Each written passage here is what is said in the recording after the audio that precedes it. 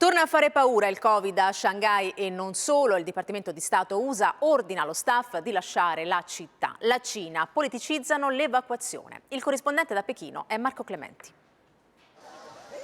Il nuovo allarme viene da Guangzhou, Canton, la più grande città costiera del sud della Cina.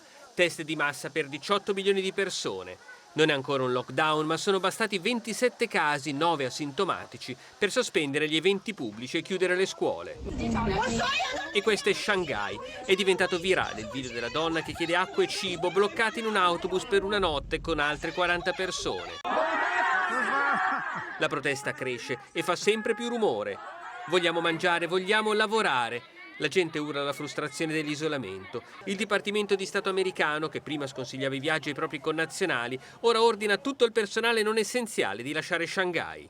Anche l'ambasciata inglese e il consolato francese denunciano la mancata assistenza in lingua inglese e l'assenza di privacy.